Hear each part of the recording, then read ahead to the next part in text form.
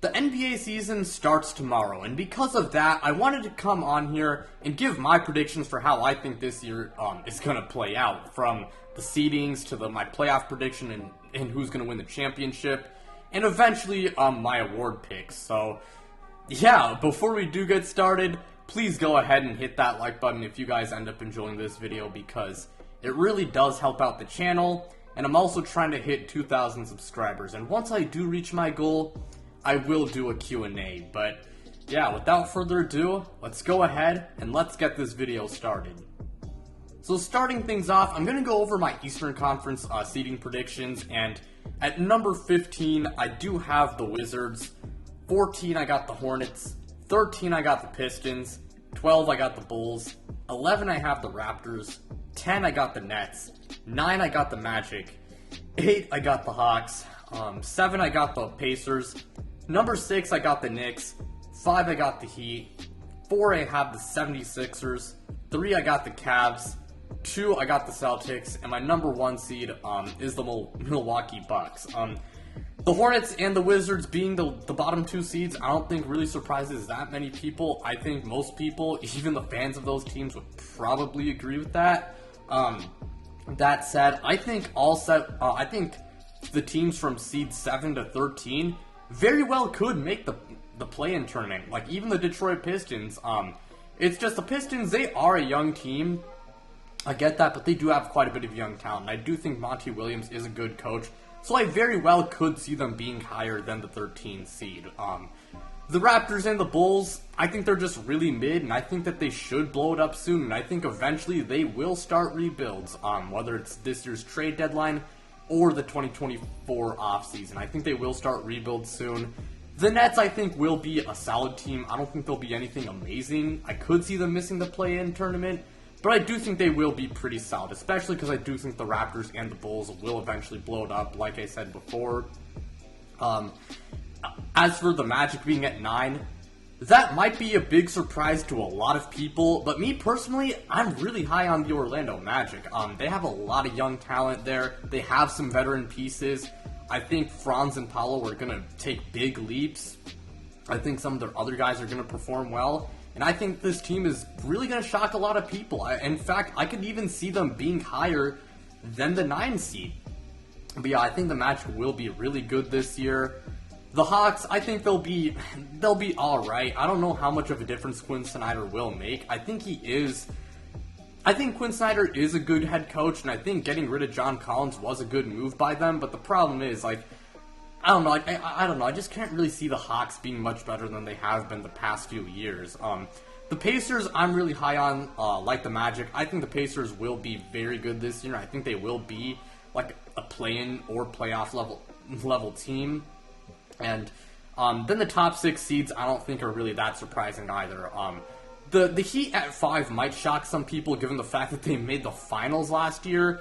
But the Heat, I feel like in the regular season might, kind of be like a little bit laid back. And Jimmy Butler, I've said it before, while he is good in the regular season, he's not great in the regular season. Plus, I think the 76ers, even though the Harden saga is still unresolved right now, and I think he will get traded and whatnot, I do think that they should be fine in the regular season because Joel Embiid is very good in the regular season.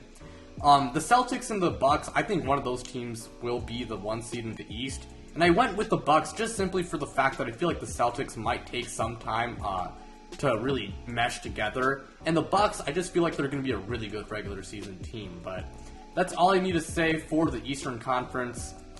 For the Western Conference, at number 15, I got the Trailblazers, 14, I got the Rockets, 13, I got the Spurs, 12, I got the Pelicans, 11, I got the Wolves, 10, I got the Jazz, 9, I got the Thunder, 8, I got the Clippers, 7, I have the Mavericks, 6, I got the Grizzlies, 5, I have the Kings, 4, I got the Warriors, 3, I got the Lakers, 2, I have the Suns, and at number 1, I got the Denver Nuggets.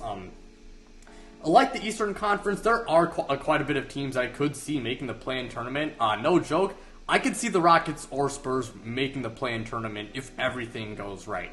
Would I bet on that happening?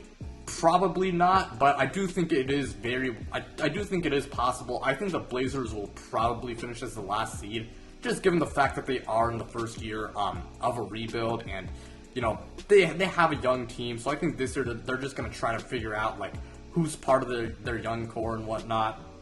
And I had to pick a few teams like who I really who definitely very well could make the play-in or the playoffs. I had to pick a few of those teams to miss it.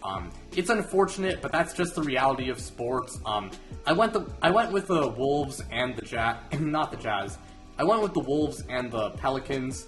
The Wolves, I really do like Anthony Edwards, but the problem is I just don't think the Gobert and Towns. I just don't think Gobert and Towns really fit together well, and I just don't think the Timberwolves will be much better than they were last year. I mean, they could. I think they'll be around the same level.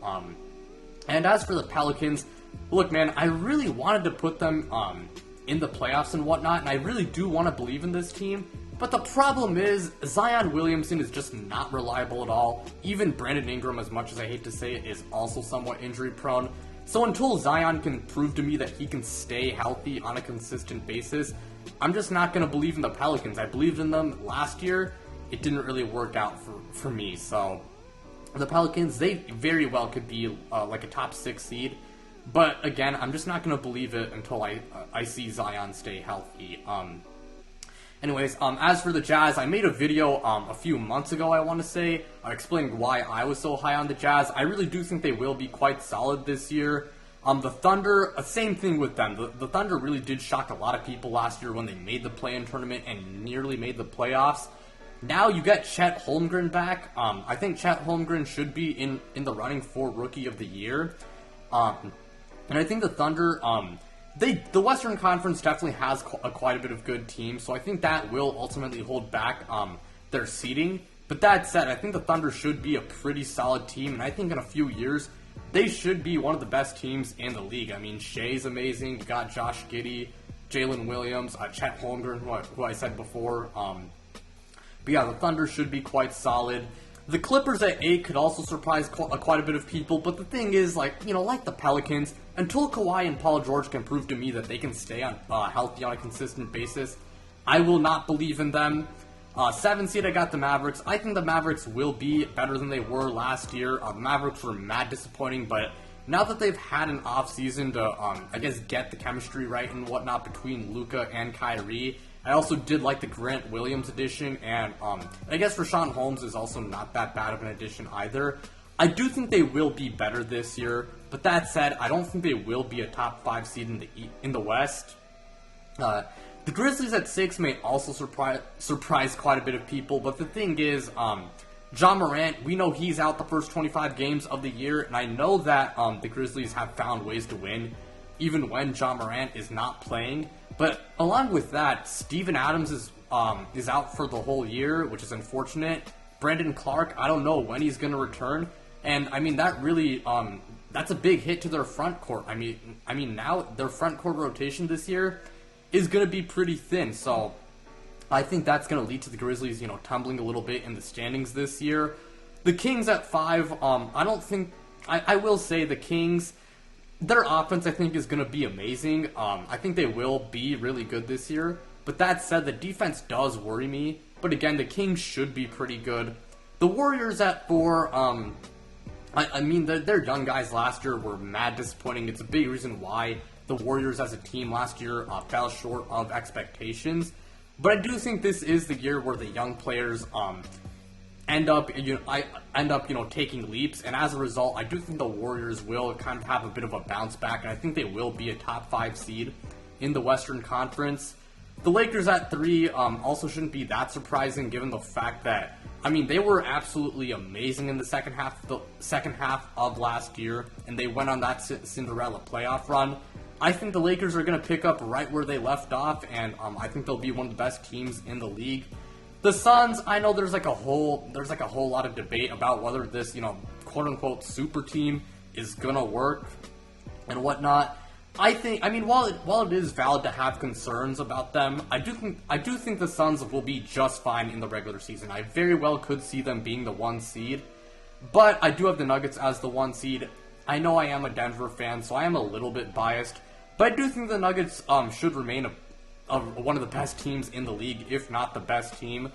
Even though they lost Bruce Brown, that was a big loss. Don't get me wrong, but I think in the regular season they're gonna be just fine, and I do think that Peyton Watson will also take a big leap, and same thing with Christian Braun, and I think those guys will kind of fill the void that Bruce Brown left. But that does it for the West standings. Now we got the playoffs, so I'm going to start off with the Eastern Conference playoffs. So for the play-in tournament, I got the Magic beating the Nets, then I got the Pacers beating the Hawks, and then I have the Hawks beating the Magic. So for the playoffs, I got the Bucks beating the Hawks 4-1, the Celtics beating the Pacers 4-1, the Cavs beating the Knicks 4-3, the Heat beating the 76ers 4-2. That's the first round. For the second round, I got the Bucks beating the Heat 4-2, the Celtics beating the Cavs 4-3, and then in the Eastern Conference Finals, it was really close, but I ended up going with the Celtics over the Bucks 4-3, with the Eastern Conference MVP being Jason Tatum. Now for the Western Conference playoffs, for the play-in tournament, I got the Mavs beating the Clippers, then I got the Thunder beating the Jazz, and then I have the Clippers beating the Thunder.